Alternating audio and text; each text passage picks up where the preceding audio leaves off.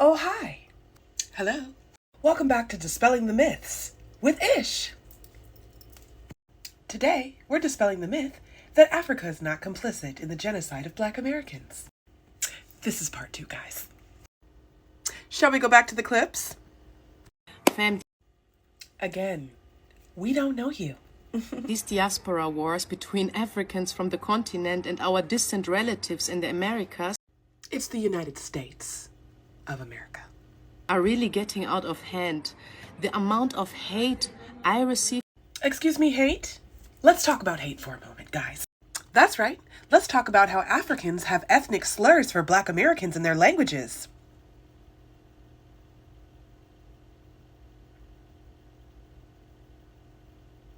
Let's talk about how the xenophobia started with the selling of our ancestors.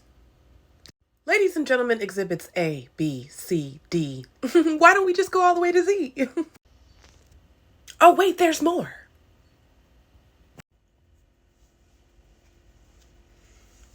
Y'all see what I see?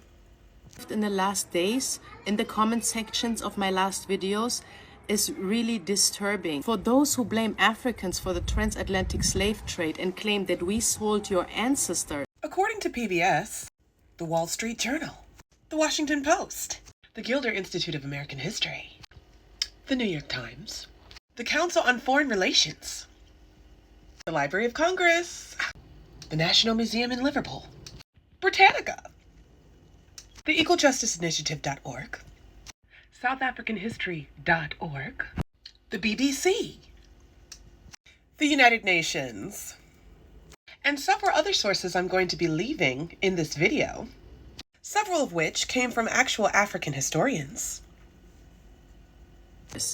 I want to give you one example to show you how both our histories, the history of the transatlantic slave trade on the one hand and the history of colonialism on the African continent, are deeply entangled.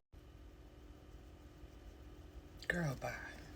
The same naval forces that the British Empire used to patrol the west coast of Africa in order to, as they claimed, abolish the slave trade. We're waiting for receipts. Where are they?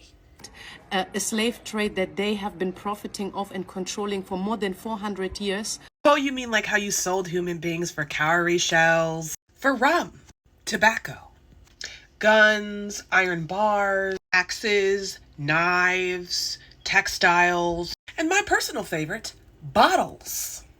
Glass bottles. That's what you sold human beings for. Were the same ships that Britain used to conquer, destroy, loot and colonize the ancient West African empires such as the Kingdom of Benin.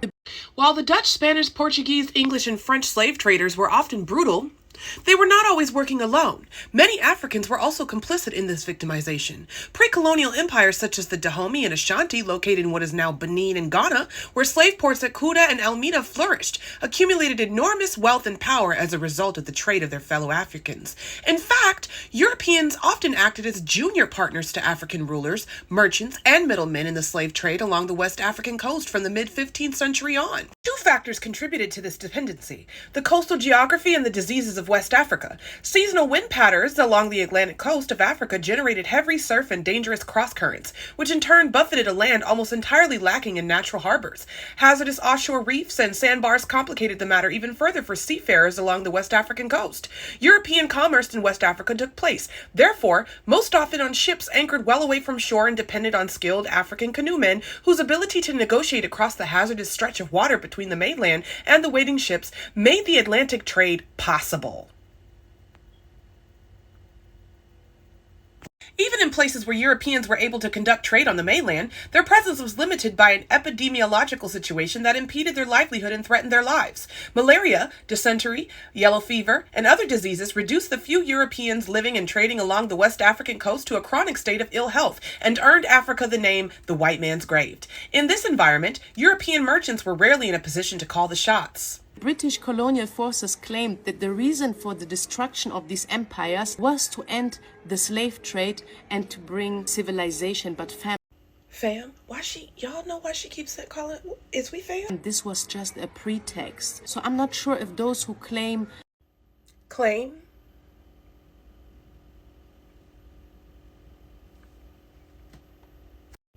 You're saying this as if it ain't the truth. That we Africans sold your ancestors, do realize that you are simply playing into the hands of the oppressor. You don't think selling people is oppressive? Huh? So please, let's stop the blame game. Reality is not a game. So you just not gonna keep it real? You just not gonna tell the truth? And understand that none of us can be free until all of us are free. Telling the truth will set you free. Not being a narcissist will set you free. Having honest conversations about history, accountability, and what you can do better will set you free. Refusing to play the hypocrisy game will set you free. Understanding the immorality and the unethical behavior behind slavery will set you free. And lastly, understanding that Black Americans are not letting this go will set you free. Ladies and gentlemen, that is how you provide receipts. Tell the truth, shame the devil, and study history. Outrage is dead, outrage is dead.